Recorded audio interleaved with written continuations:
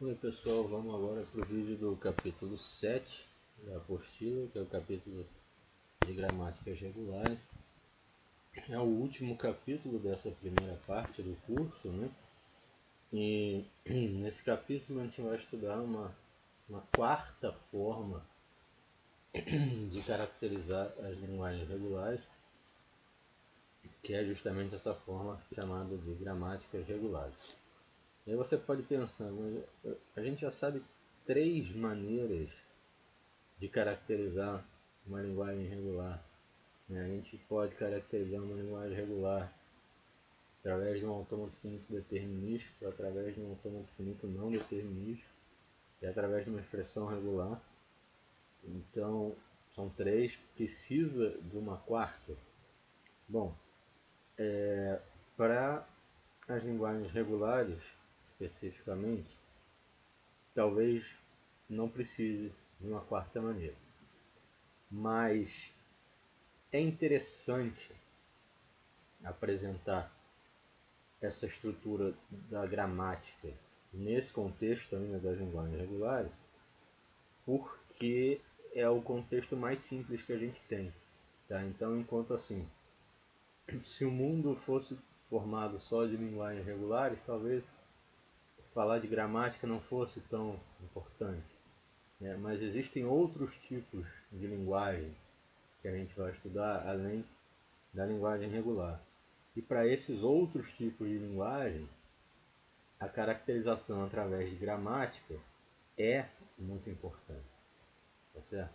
Então, a gente precisa conhecer essa estrutura das gramáticas. Então, a melhor coisa para fazer é você estudar essa estrutura no contexto mais simples que você tem, que é o contexto das linguagens regulares. Então, você pode considerar que a gente está estudando as gramáticas regulares menos pelo próprio mérito delas do que pelo contexto favorável para entender como funcionam as gramáticas, etc.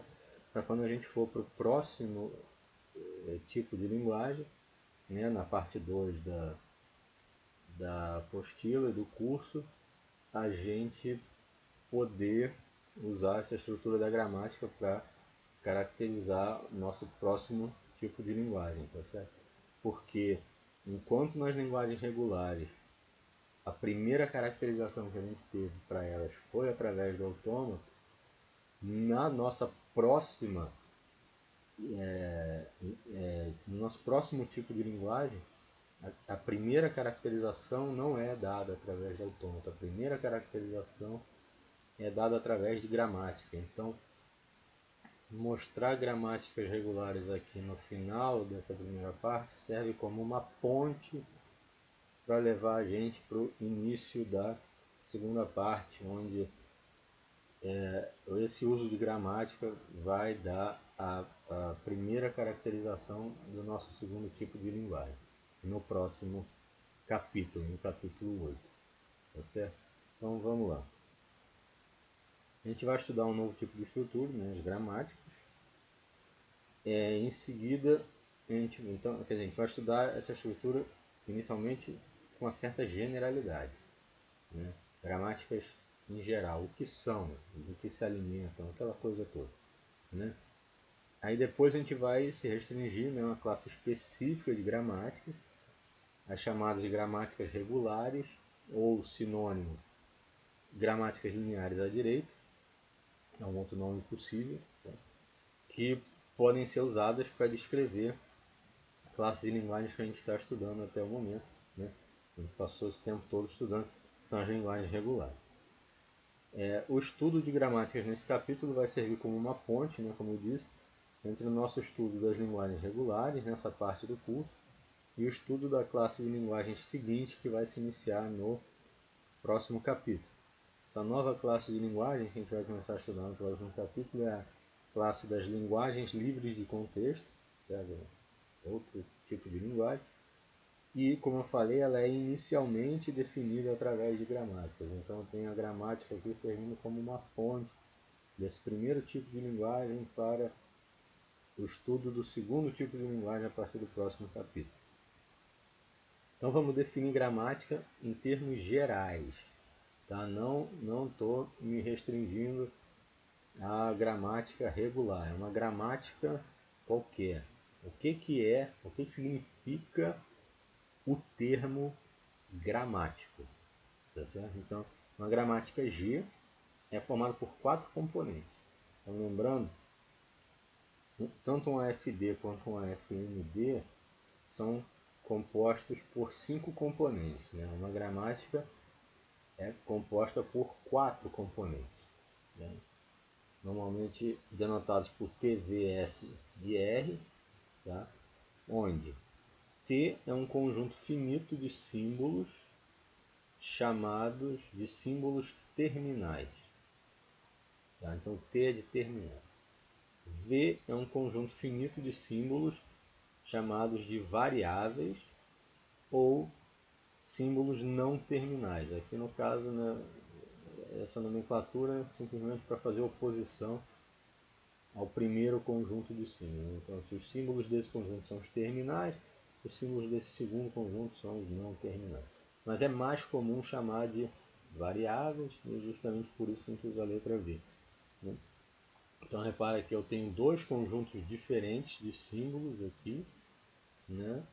E os dois obrigatoriamente são finitos, tá certo? Nenhum desses conjuntos pode ser infinito. Eu tenho S, que é um símbolo específico dentro de V, é um símbolo que eu marco dentro do conjunto V para ser o meu símbolo inicial, né? Você pode pensar numa certa analogia com o que acontecia nos componentes de um autômato, que você tinha um conjunto de estados, né? E aí você selecionava um estado em particular para ser o seu estado inicial. Então você tinha o seu conjunto Q e você selecionava dentro desse conjunto Q um estado específico, único, né? Só podia escolher um para ser o seu estado inicial, que é zero. Aqui é o mesmo espírito. Você tem o seu conjunto de símbolos V, você vai selecionar um único especial aqui dentro, né? Que vai ser o seu símbolo inicial e vai ser denotado por S. Tá? E por último, R é um conjunto finito de regras. Então, esse é o terceiro conjunto que aparece na definição, né? T, V, R, todos são conjuntos. Todos eles são finitos, repara, T, V e R todos são finitos. Tá? Cada um deles tem uma quantidade finita de elementos. Agora, enquanto T e V são conjuntos de símbolos, né? O R é um conjunto de regras. E aí, para entender isso aqui completamente, eu preciso abrir uma nova definição de que é uma regra nesse contexto. Uma regra de uma gramática, ou seja, um elemento desse conjunto R de regra, né? Em inglês, rule, então, com R. Uma regra, um elemento desse conjunto, é uma coisa que tem esse formato aqui, tá? Eu tenho alguma sequência de símbolos U aqui, tem essa setinha e uma outra sequência de símbolos V desse lado. Tá? Aí o que acontece? Tanto U quanto V são palavras, isso é, são sequências de símbolos. Então, são palavras, são definidas nesse alfabeto aqui, T união V. Tá? Então, U e V são sequências de símbolos, onde cada um desses símbolos pode ser tomado do conjunto T ou do conjunto V. Então, é, é como se eu pegasse os dois conjuntos T e V, jogasse os elementos dos dois no mesmo saco, e aí desse novo conjunto eu vou retirando os símbolos que podem formar as palavras U e V. Então, pode aparecer em qualquer ordem para formar U ou para formar V, tanto os símbolos terminais quanto variáveis misturados entre si. Tá? E aí uma restrição a única restrição, né, que a gente tem essa formação de palavras é que essa palavra da esquerda da seta, a palavra U, tem que ter pelo menos uma variável. Então tem que aparecer pelo menos um símbolo do alfabeto V nessa sequência de símbolos V. Na sequência de símbolos V pode aparecer o que for. Só símbolos de V, só símbolos de P, misturado, qualquer ordem, tá certo? Agora no U, a coisa que é proibida de aparecer é uma sequência de símbolos formada exclusivamente por terminais. Tá? Então do lado esquerdo eu não posso ter uma sequência formada exclusivamente por terminais. Eu tenho que ter pelo menos uma variável em qualquer palavra que apareça do lado esquerdo da regra. Tá? E aí, dado uma gramática, com esses quatro componentes e dado duas palavras formadas por terminais e variáveis, eu digo que a palavra y pode ser derivada em um passo a partir de x. Na gramática G, notação x, essa seta mais gorda y. Tá? Então repara a diferença sutil de notação aqui. A regra, eu uso essa seta fininha, né? Nessa outra definição aqui de derivação em um passo, eu uso essa seta mais gordinha aqui. Né? Então a gente diz que x seta y é uma derivação em um passo se acontece isso aqui. É uma conjunção de coisas que precisa acontecer. O que a ideia da derivação é? A ideia da derivação é eu vou substituir um pedaço dessa palavra x por uma nova palavra, tá? A partir das regras que esse conjunto R me dispõe. Tá? Então o que eu faço? Eu venho aqui dentro da palavra x e acho aqui dentro uma subpalavra que eu estou chamando de U. Tá? Aí eu vou no meu conjunto de regras e procuro uma regra que tenha esta subpalavra U aparecendo do lado esquerdo da regra. Tá? Então essa é uma regra que está disponibilizada para mim no conjunto R, conjunto de regras. Tá certo? Aí o que vai acontecer? Eu vou retirar esse U da palavra e vou substituir ele pelo que está do lado direito da regra. Então essas regras da gramática são regras de substituição.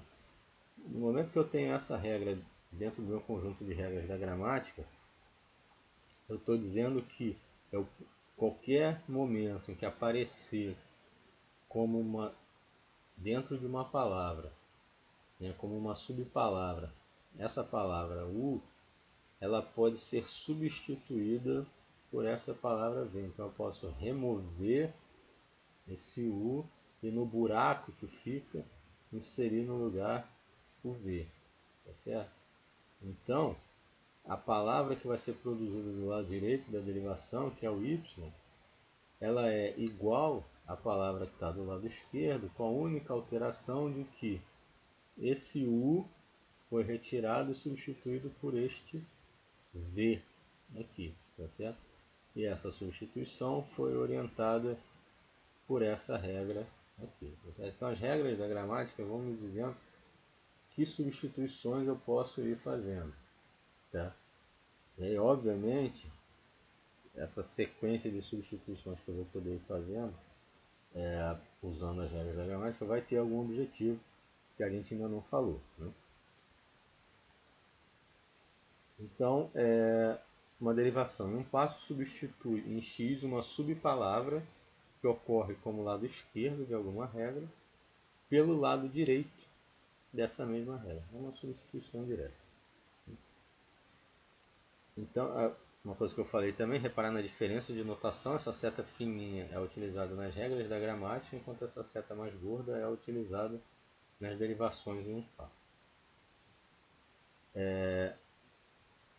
Então a seta gorda é uma derivação em um passo. O que significa derivar em um passo? Significa que do x para o y eu só apliquei uma substituição, né? Só usei uma regra da minha gramática. Agora, eu posso fazer sequências de derivações em um passo, tá certo? Então, digamos, eu substituí o U por V, aí produzi o Y, aí no Y eu posso achar uma outra subpalavra que casa com uma outra regra de R, fazer uma nova substituição, começar a encadear derivações em um passo. Uma sequência de derivações em um passo é simplesmente uma derivação, sem mais a especificação em um passo. É simplesmente uma derivação, em qualquer número de passos. Então o que acontece? Aí eu ponho essa estrela em cima da seta para indicar que eu não estou me limitando a um único passo. Tá? É uma sequência de 0 ou mais derivações em um passo. Então eu vou de x para x1 fazendo uma substituição, de x1 para x2 fazendo uma substituição, etc. Mas como resultado dessa sequência de substituições, eu consigo ir de x, da palavra x, chegar na palavra y. Uma substituição de cada vez eu eventualmente chego nessa palavra aí. Aí, para que serve isso tudo? É sempre uma pergunta boa de se fazer. Para que serve isso tudo? Bom, isso serve para a gente caracterizar linguagens. Né? A gente já tinha caracterizado linguagens usando autômato, usando expressão regular, agora a gente vai caracterizar a linguagem usando gramática. Então, a gente define a linguagem gerada por uma gramática G, essa notação L de G, como sendo o conjunto de palavras dadas dessa forma. Palavras que são formadas exclusivamente por símbolos do conjunto T, ou seja, formadas exclusivamente por terminais, tais que eu consigo fazer uma derivação dessa palavra W começando a partir do símbolo inicial da gramática. Então aqui começa a ficar aparente por que o símbolo inicial se chama símbolo inicial e por que os símbolos terminais se chamam símbolos terminais. Por quê? O símbolo inicial é onde eu vou querer começar a minha sequência de substituições para produzir a minha derivação. Né? E eu termino a minha sequência de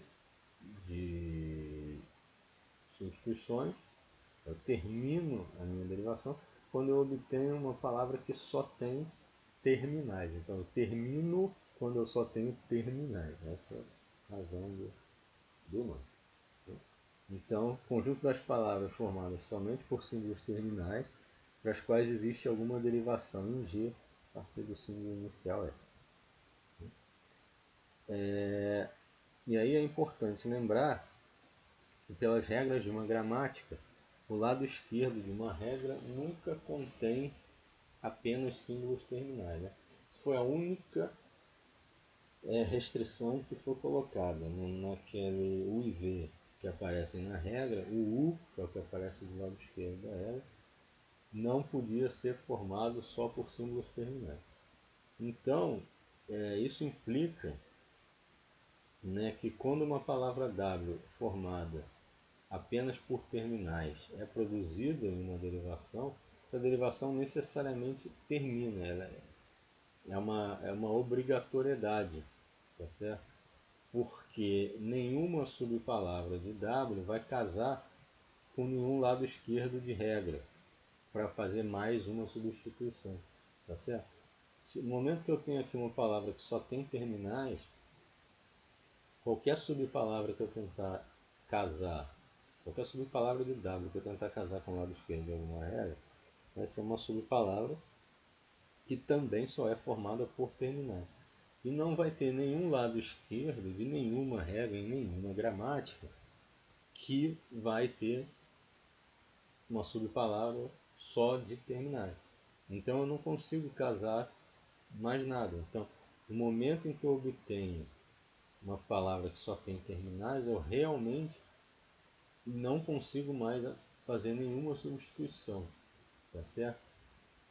Então eu sou obrigado a parar o processo de substituições, e esse W é realmente a última palavra, é a palavra resultante que vai surgir desse processo de derivação. Não tem como seguir com esse processo de derivação. Não é uma questão de eu não querer continuar, é uma questão de que realmente a construção das regras da gramática me impede de continuar no momento em que eu chego numa palavra que só tem terminais.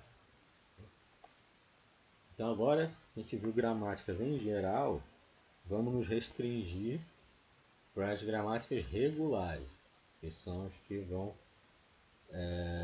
lidar com as linguagens regulares que a gente tem estudado. Então essa vai ser a primeira classe de gramáticas que a gente vai trabalhar, são chamadas de gramáticas regulares.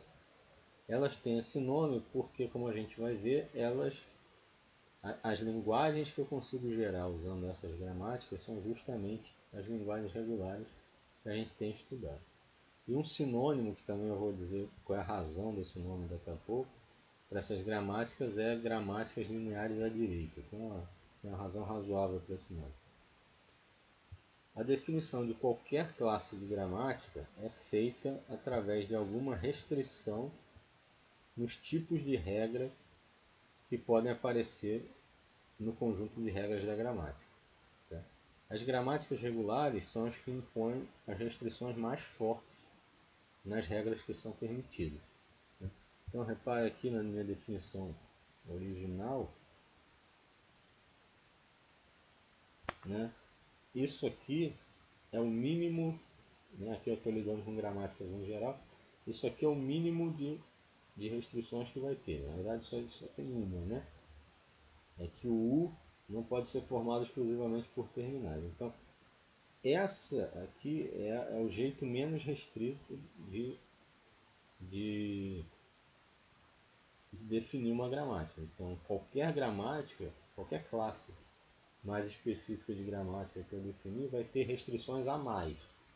Certo? Isso aqui é o mínimo de restrições que eu tenho. Então, tanto que essas gramáticas gerais, elas também são conhecidas pelo nome de gramáticas irrestritas. Não tem restrição nenhuma.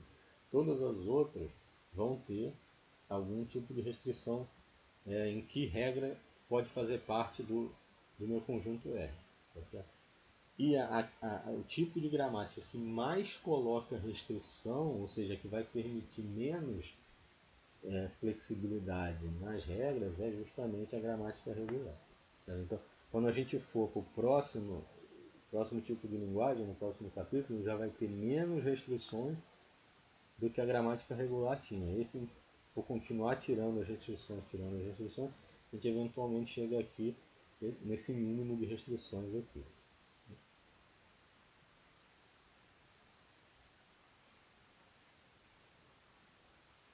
Então a gramática regular tem os 4 componentes, né?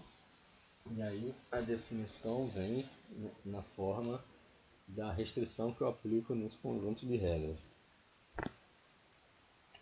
Todas as regras do conjunto R têm que estar em um desses 3 formatos que eu vou listar aqui. Regras que não se encaixem em qualquer um desses 3 formatos, em algum desses 3 formatos, não podem fazer parte de um conjunto R de uma gramática regular. Certo? Se eu tiver uma regra em algum outro formato, essa gramática vai ser de algum outro tipo, não vai ser regular. O primeiro tipo de regra que pode aparecer é eu ter uma variável sozinha do lado esquerdo da regra e do lado direito eu tenho um terminal seguido de uma variável. Só um terminal, só uma variável e nessa ordem. Terminal primeiro, variável depois. Segundo tipo de regra que pode aparecer, eu tenho uma variável sozinho do lado esquerdo da regra e um terminal sozinho do lado direito da regra. Ou por último, terceiro tipo de regra que eu posso ter, é ter uma variável sozinho do lado esquerdo da regra e ter epsilon sozinho do lado direito da regra. Então, na verdade, o lado esquerdo é constante, né? Em qualquer um dos formatos, na verdade eu só tenho um formato para o lado esquerdo da regra. Eu tenho 3 formatos para o lado direito da regra. Então o lado esquerdo de qualquer regra de uma gramática regular, obrigatoriamente é uma variável sozinha. Tá certo? O lado direito é que eu tenho 3 possibilidades, ou um terminal seguido por uma variável, ou um terminal sozinho, ou símbolo epsilon. Tá? Então aqui x e y, né, que aparece aqui, são variáveis, e a, que aparece aqui, é terminal. Então toda regra tem que estar em um desses 3 formatos. Se não estiver, a gramática não é regular. Então, do lado esquerdo de qualquer regra da gramática regular tem que aparecer uma variável isolada. Do lado direito de qualquer regra pode aparecer ou epsilon, ou um terminal isolado, ou um único terminal seguido de uma única variável. Nada mais pode aparecer como regra de uma gramática regular. A gramática G, desse exemplo aqui, é uma gramática regular. Tá? Por quê? Eu tenho como terminais 0 e 1, eu tenho variáveis x, y, z. O símbolo inicial eu estou designando para ser essa variável x. E aí eu tenho que olhar para o meu conjunto de regras. É isso que vai me dizer se a gramática é ou não é regular. Eu tenho essa primeira regra aqui, x vai para 0x, x vai para 1y, y vai para 0, y vai para 1x, y vai para 1z e z vai para f. Todas essas regras estão em um daqueles 3 formatos que a gente listou. Essa aqui está no primeiro formato, todas elas, para começar, lado esquerdo das regras, né? Todas elas têm uma variável isolada do lado esquerdo das regras, aqui só o x, só o x, só o y, só o y, só o y, só o z. E do lado direito das regras, eu tenho aqui ó, um terminal com uma variável, um terminal com uma variável, um terminal sozinho, terminal com variável e epsilon. Todas satisfazem um daqueles 3 formatos. Conforme a gente viu na seção anterior, para determinar que uma palavra só formada por terminais pertence à linguagem que é gerada pela gramática, eu preciso construir uma derivação dessa palavra a partir do símbolo inicial S, né, da gramática, então no caso a partir desse x, que termine, a derivação tem que terminar justamente com essa palavra dela. Então nesse exemplo aqui, o símbolo inicial é a variável x, então eu tenho que começar a minha derivação a partir desse símbolo x e o meu objetivo é chegar na palavra que eu quero. Então eu quero mostrar que essa palavra 0011 pertence à linguagem gerada por essa gramática. Então o que eu tenho que fazer? Eu tenho que exibir uma derivação que comece no símbolo inicial, ou seja, comece em x e termine nessa palavra 0011. O que eu vou fazer? Começo com x. Eu vou aplicar uma substituição. Tem que olhar aqui nas regras. Eu preciso casar esse x com o lado esquerdo de alguma regra. Eu tenho 2 opções para casar esse x com o lado esquerdo de alguma regra. Eu tenho esse x vai para 0x e x vai para 1y. Como a palavra que eu quero produzir é essa aqui e ela está começando com 0, eu vou usar essa regra aqui. Vou substituir o x por 0x, porque aí eu já faço aparecer esse primeiro 0 da palavra aqui, né? Vai estar aqui. Então, substituo o x por 0x. Agora tem que fazer uma nova substituição, né? Então, eu tenho que casar alguma coisa, alguma subpalavra disso aqui com o lado esquerdo de alguma regra. Agora, numa gramática regular, todos os lados esquerdos são variáveis sozinhos. Então, isso me facilita, né, eu descobrir o que eu tenho que casar. Eu tenho que casar alguma variável que apareça nessa palavra com o lado esquerdo de alguma regra. Só tem uma variável aparecendo nessa palavra, que é o x. Então eu tenho que casar ela ou com o lado esquerdo dessa regra ou com o lado esquerdo dessa regra e fazer a substituição. Como eu quero um segundo 0 na palavra, eu de novo vou aplicar essa regra aqui. X vai para 0x. Vou substituir esse x por 0x. Aí você pode dizer, você já usou essa regra na primeira substituição. Não tem problema, tá? Essas regras aqui elas não gastam. Só que não é um assim, recurso limitado. Eu posso usar a mesma regra quantas vezes eu quiser. Não tem problema que eu já usei na primeira substituição, ela continua disponível para ser usada quantas outras vezes for necessário nas outras substituições. Então, essa é a substituição. Então, esse zero que estava aqui ficou quieto, parado aqui, né? E esse x foi substituído por esse lado direito, 0x. Então agora de novo eu tenho que substituir esse x casando com o lado esquerdo de alguma regra. Como eu quero fazer aparecer um 1 aqui, agora eu vou usar essa outra regra aqui. Substituir o x por um y. Aqui. Aí agora eu tenho que casar alguma variável que aparece aqui com o lado esquerdo de alguma regra. O y é a única variável que aparece aqui. Então eu vou casar o y com... Eu tenho aqui opções. Eu tenho essa regra, y vai para 0. Eu tenho essa regra, y vai para 1x. E eu tenho essa regra, y vai para 1z. Tá? Então, no caso, como eu só quero fazer aparecer mais um e depois encerrar a derivação, porque a palavra vai estar pronta, eu vou escolher essa regra aqui. Eu vou casar o y com esse lado esquerdo e substituir por 1z. Então está aqui agora 0, 0, 1, 1z. Não acabou a derivação, né? Essa palavra não é a mesma que essa, porque aqui tem um z espetado no final, então eu tenho que me livrar desse z de alguma maneira. E é por isso que eu usei essa regra aqui, y vai para 1z, né? Se eu usasse essa regra aqui, y vai para 0, não ia aparecer esse último 1 aqui. Certo? Se eu usasse essa regra y vai para 1x, ia aparecer esse último 1, e aqui no lugar do z ia estar um x. Então por que eu não usei? Eu não usei porque o z eu consigo fazer desaparecer aqui. O x eu não ia conseguir fazer desaparecer. Porque o z eu posso fazer desaparecer usando essa última regra aqui. Substituir o z por epsilon. Substituir por epsilon é simplesmente sumir com a variável. Né? Então, eu chego em 0011 e a derivação está terminada. E aqui é aquilo que eu falei para vocês. Por que a derivação acaba, né, quando ele tem uma palavra que só tem terminais?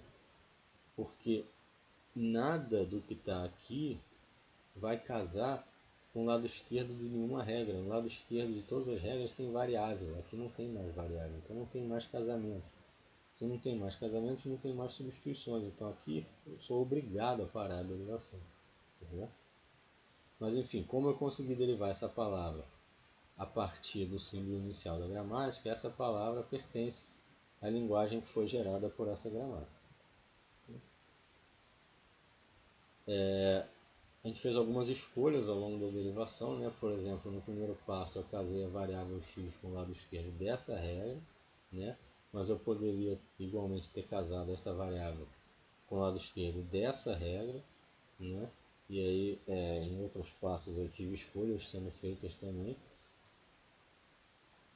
Cada conjunto de escolhas vai produzir uma palavra formada por terminais diferente no final do processo, tá certo? E todas essas derivações estão corretas e todas elas resultam em palavras que pertencem à linguagem. Então aqui as minhas escolhas foram direcionadas ao fato que eu já sabia qual era a palavra em que eu queria chegar, tá certo? Mas eu poderia, aqui nesse primeiro x, ter usado a substituição da segunda regra ao invés da primeira. Eu podia aqui ter substituído y por outra regra ao invés do 1z. O que ia acontecer? Eu não ia terminar com essa palavra no final da derivação, eu ia terminar com outras, mas seriam derivações perfeitamente válidas, tá? E essas outras palavras resultantes seriam outras palavras que também estão dentro da linguagem, tá certo? Então, a cada momento que eu tenho uma escolha a fazer, o que você tem que ter em mente é que todas as escolhas são igualmente válidas e vão produzir resultados diferentes. E todos esses resultados reunidos vão compor a linguagem que a gramática gera. Tá certo? E aí, como a gente viu no exemplo da derivação acima, a cada passo da derivação a palavra contém uma única variável que sempre ocorre na extremidade direita da palavra. A única exceção é a palavra do último passo, que não tem nenhuma variável. É por causa dessa característica das derivações que surgem em gramáticas regulares que elas também têm esse nome de gramáticas lineares à direita, tá certo? Em todo o processo, você sempre tem, em cada passo da derivação, uma única variável aparecendo. Né? Pode ver, todos esses aqui sempre uma variável. Pode ter muitos terminais, mas sempre só tem uma única variável. E ela sempre aparece na ponta direita da palavra em cada passo, exceto no último que eu não tenho variável nenhuma porque eu terminei a derivação. Então, é por isso que esse tipo de gramática também é chamado de gramática linear à direita, porque a variável sempre é uma só e ela sempre aparece na ponta direita. Tá certo?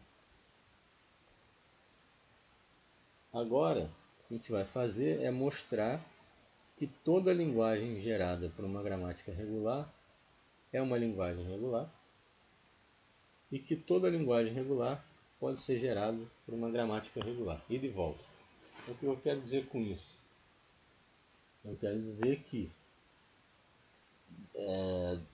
dada uma gramática regular, eu consigo construir um autômato que aceite essa mesma linguagem que a gramática está gerando, e vice-versa, dado um autômato que gera uma linguagem, que aceita uma linguagem, né, eu consigo construir uma gramática que gere essa mesma linguagem. Ou seja, eu quero mostrar que as gramáticas regulares são estruturas equivalentes aos autômatos finitos. E com isso, se as duas estruturas são equivalentes, as duas descrevem o mesmo tipo de linguagem. E como eu sei que os autômatos finitos descrevem as linguagens regulares, então se a gramática regular descrever o mesmo tipo de linguagem, eu acho que ela está descrevendo também linguagem regular. Então, para mostrar a primeira afirmativa, eu vou mostrar que a linguagem gerada por uma gramática regular G é aceita por um autômato finito não determinístico. E aí, por que eu escolhi autômato finito não determinístico? Como sempre, por conveniência.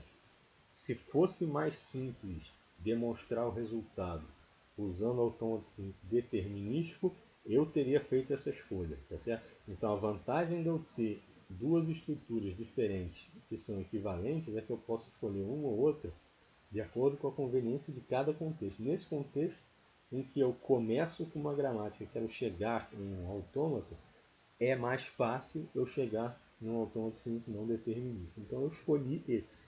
Simples assim. Isso é conveniência pura. Então, dada uma gramática, eu quero um método algorítmico para construir uma FND, aqui os 5 componentes da FND, tal que a linguagem que esse autômato aceita é exatamente a mesma linguagem que a gramática está gerando. Tá? Então, em primeiro lugar, a gente tem que lembrar que as palavras que G está gerando, todas pertencem a T', ou seja, são sequências de símbolos do alfabeto T, que é o conjunto dos símbolos terminais. Né?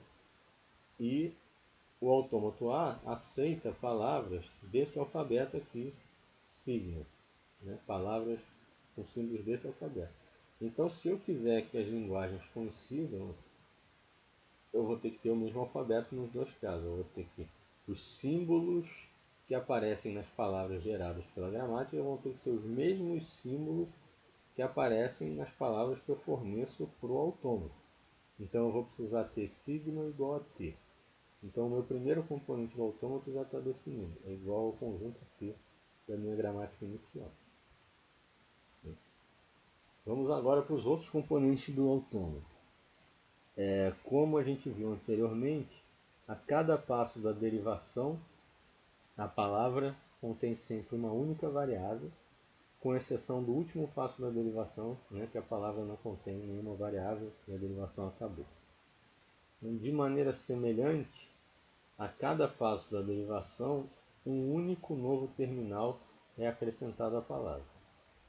com a possível exceção do último passo, que não acrescentará nenhum novo terminal se a regra utilizada tiver epsilon como lado direito. Foi o que aconteceu aqui no nosso exemplo.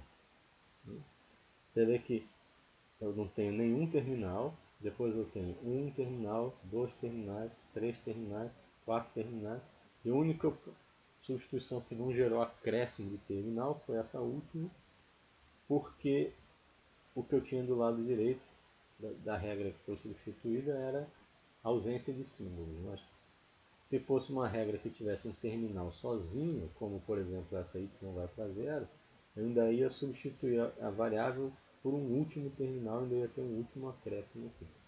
Tá certo?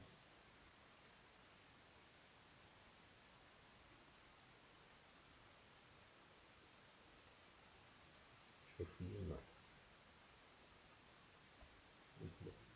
Até aqui. Né?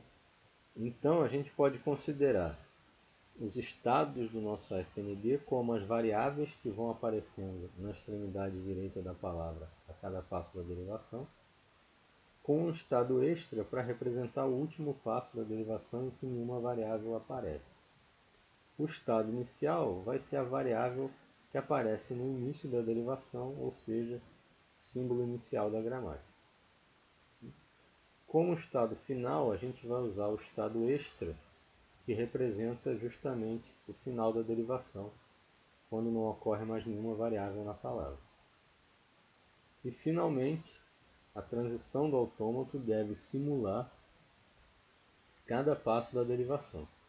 Então, se eu tenho uma palavra em que uma dada variável x aparece na extremidade direita e depois de um passo de derivação foi acrescentado o terminal a para a palavra e a variável que agora aparece na extremidade direita da palavra é y, então essa é a transição que o autômato tem que fazer. O autômato está no estado x e o próximo símbolo que ele lê é a, ele tem a possibilidade de mudar para y. Tá certo? Então, como o símbolo como a variável que aparecia na ponta direita da palavra mudou de x para y nesse passo de derivação, o autômato simula isso mudando do estado x para y na transição dele. Tá? Então vamos listar todos os componentes do AFND. O alfabeto é o conjunto de terminais.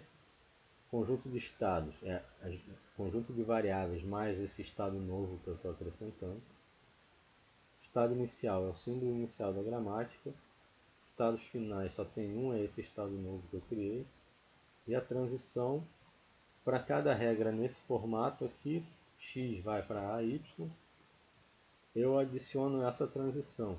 X, se eu estou em x, eu estou vendo o símbolo a, eu posso ir para o estado y. Para cada regra nesse formato, x vai para a, né? Então eu estou eliminando, ao aplicar uma regra dessa, eu estou eliminando a variável que aparecia do lado direito. Né? Eu tinha x como variável, agora eu não tenho nenhuma variável aparecendo. Então o estado que representa nenhuma variável aparecendo é esse estado novo que é F. Né? Então eu vou botar a transição, se eu estou em x vendo a, eu posso mudar para o estado que é. E por fim, para cada regra no formato x vai para epsilon, eu adiciono QF a esse conjunto aqui. Então eu tenho uma epsilon transição, né? Eu posso ir do estado x para o estado QF sem processar nenhum símbolo. Vamos ver um exemplo concreto. Tenho essa gramática regular aqui, que é a mesma gramática regular que apareceu no exemplo anterior. Tá? E aqui está o grafo do autômato equivalente. Tá? Vamos dar uma olhada nele. Então, os estados são as variáveis mais um estado QF novo que eu crio. O estado inicial é o símbolo inicial da gramática, é o x. Então, esse é o estado inicial. Tá? O único estado final é o estado novo, que é F, que a gente cria. E aí eu tenho que ver as transições. Então eu tenho essa regra aqui. Aí as transições vêm a partir das regras, né? Então, eu tenho essa regra x vai para 0x. Então eu tenho uma seta indo de x de volta para x com 0 na aresta. X vai para 1y. Eu tenho uma seta indo de x para y com o símbolo 1. Y vai para 0. Eu tenho uma seta indo de y para QF com o símbolo 0 aqui. Né? Por que para QF? Porque aqui eu não tenho mais nenhuma variável do lado direito. E o estado que representa não ter variável é esse estado QF. A regra y vai para 1x, eu vou ter uma seta indo de y para x com o símbolo 1 na aresta. Y vai para 1z, está aqui, uma seta de y para z com o símbolo 1. E z vai para ε, é uma seta com ε, indo de z para QF, que é o estado onde não aparecem variáveis. Tá certo? Então, transformei a gramática nesse autômato não determinístico aqui. Certo? Esse autômato realmente possui não determinismo. Tá? Por exemplo, não tem nenhuma seta com 0 nem nenhuma seta com 1 saindo do z. Isso não pode acontecer num autômato determinista. Então não dá para utilizar diretamente esse método de transformação com a FD. Eu realmente preciso usar ele com a FND. Vamos mostrar agora, lado a lado, a derivação que a gente fez nos slides anteriores dessa palavra 0011 e a computação dessa palavra no autômato que a gente acabou de construir. Então aqui do lado esquerdo, derivação na gramática. Do lado direito, a computação da palavra no autômato que a gente acabou de construir. E aí você consegue enxergar o paralelismo dos dois e por que aquele autômato é equivalente à gramática inicial que a gente tinha. Então a minha primeira substituição é eu substituo o x por 0x. Então, uma coisa que você pode reparar é que a gramática ela vai, entre aspas, montando a palavra um terminal de cada vez, né, nos passos da derivação. Ela vai montando, a palavra vai sendo construída. O autômato ele tem um comportamento dual, é como se ele fosse desmontando a palavra a cada transição. Então, eu começo, né, com a palavra inteira aqui, né, e ele vai lendo e removendo um símbolo de cada vez até não restar mais nada para ele ler. Né? Então, aqui, né, eu produzi esse terminal 0 e continuei com a variável x no lado na ponta direita. O passo análogo do autômato é ler esse terminal 0, então aqui ele some, né, depois da transição, e continuar no mesmo estado, era x aqui e x aqui. Então, repara, esse x está aqui, esse x está aqui, para você ver como é que um simula o comportamento do outro. Né? E aqui esse x foi esse 0 foi acrescentado à palavra no espaço, aqui esse 0 foi removido da palavra no espaço, com essa dualidade. Aí o segundo passo de derivação, mais um 0, mas continua x na ponta direita. Então aqui o que acontece? Eu removo mais um 0 e continuo no estado x. Próximo passo, acrescentei 1 na palavra e mudei o terminal a variável da ponta direita para y. Então aqui eu li mais esse 1 e troquei do estado x para o y. Troca x para o y aqui, troca x para o y aqui. Depois eu acrescentei mais um terminal 1 aqui, e aqui eu li mais um terminal 1 e troquei, aqui eu troquei a variável y por z, aqui eu troquei o estado y por z. E aí finalmente eu sumi com essa variável z, né, que eu apliquei uma regra que ela é transformada em epsilon, Então eu vou para o QF, né, sem gastar, sem ler nada. Até porque não tinha sobrado mais nada para ler, então eu faço essa transição aqui usando a seta epsilon do autômato. Então você repara, essa é a derivação que a gente tinha feito lá no início do exemplo. Ela está usando as regras da gramática que a gente tinha dado. A gente já tinha visto que é uma derivação perfeitamente correta. Essa computação do autômato que simula passo a passo essa derivação está respeitando todas as transições dadas por esse gráfico. Eu não fui escrevendo ela simplesmente para copiar o que estava do lado esquerdo.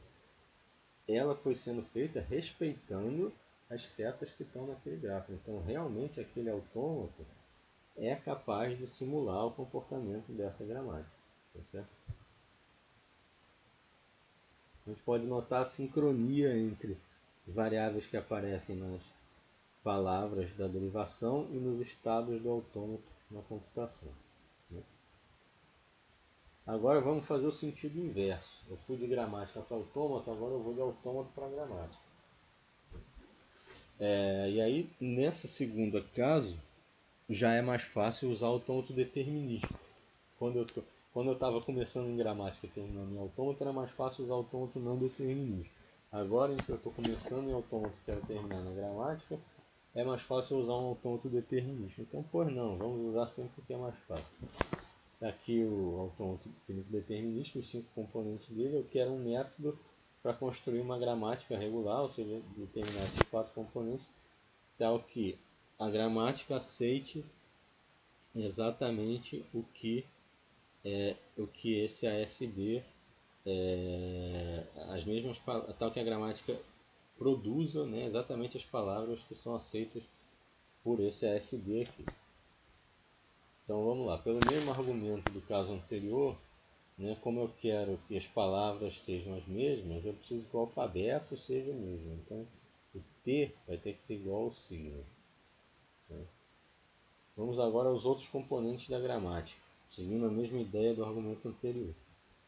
As variáveis da gramática que vão aparecendo na extremidade direita da palavra durante os passos de uma derivação têm que acompanhar os estados do autômato ao longo da sua computação. Tá certo? Então, vamos listar os componentes da gramática. O conjunto de terminais vai ser o alfabeto.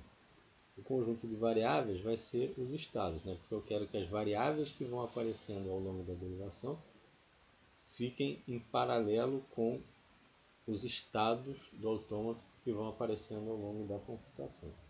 O símbolo inicial da gramática vai ser o estado inicial do autômato. No momento em que eu defino essa igualdade, meio que essa igualdade aqui é imediata. Né? Se a cada variável vai corresponder a um estado, o símbolo inicial vai corresponder ao estado inicial, é o óbvio. Né? E por último agora, talvez o mais curioso, como é que eu defino o conjunto de regras da gramática? Bom,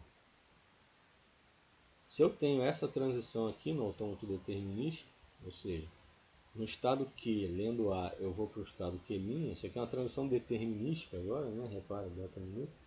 Eu ponho essa regra aqui, adiciono essa regra no meu conjunto R da gramática. Q vai para A, Q'. Né? Lembrando aquela dualidade. O autômato ele consome um terminal a cada transição.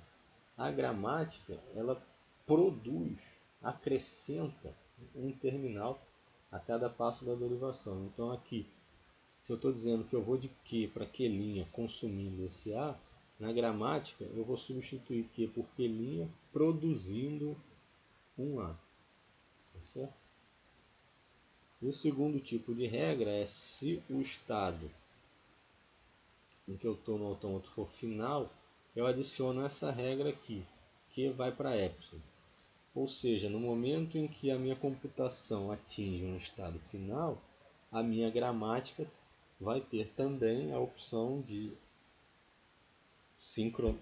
modo sincronizado